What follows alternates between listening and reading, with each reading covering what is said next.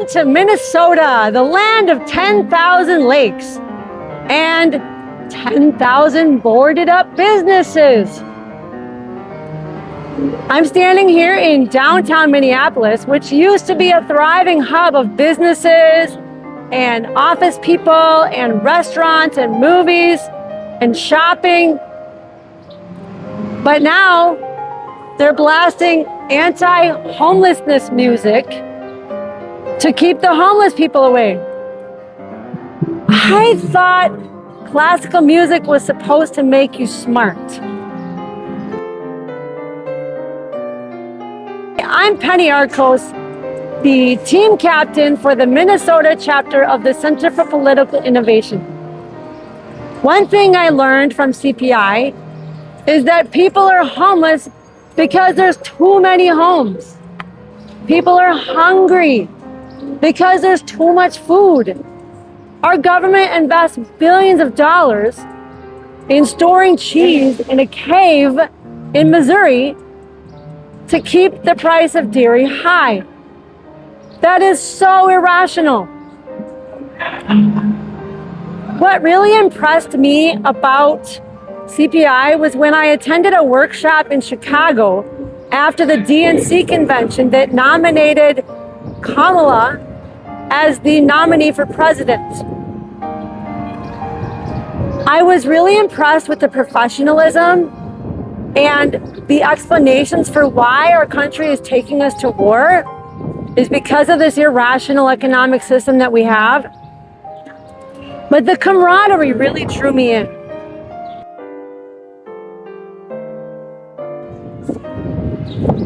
Gabby and Peter performed a skit from this book, Out of the Movement to the Masses. They shared the story of Mr. Grossup.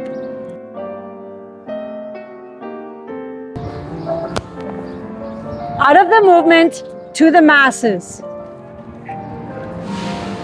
The story of Mr. Grossup.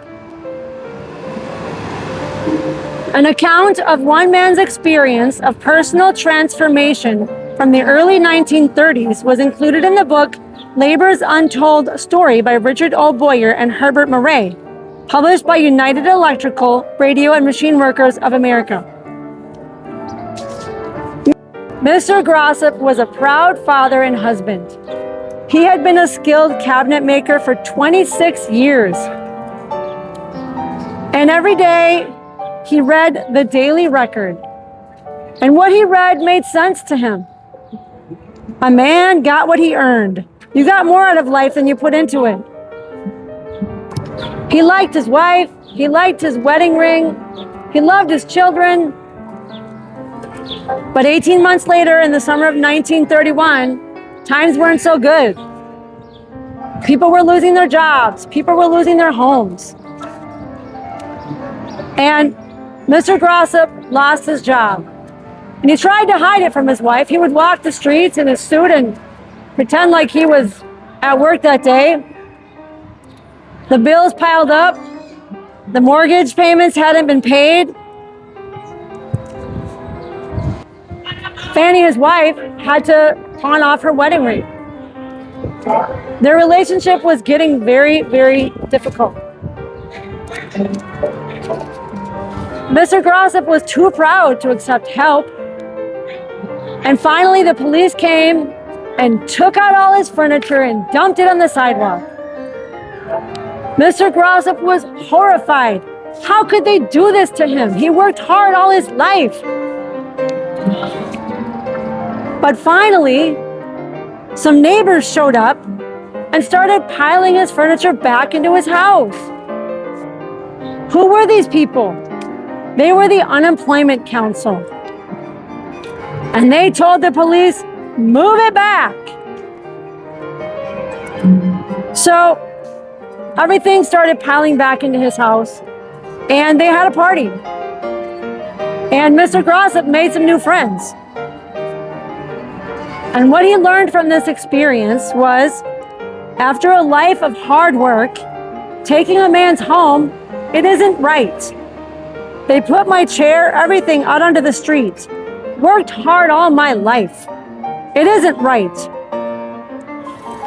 So the Unemployment Council stuck around to make sure the police wouldn't come back. Something had happened to him. He felt as if he had broken from the prison of his baffled self. No longer did he sit in his home all day. Still, there were times on the picket line, or as he helped move someone else's furniture back in, that he wondered at the tight little interned man he had once been. And it hadn't been much fun. So what I learned from this is that you can't do it on your own. You have to join a revolutionary organization to really change the system. And that's what we're doing at CPI. We're building an anti-imperialist coalition to demand a governmental action that fights for working families.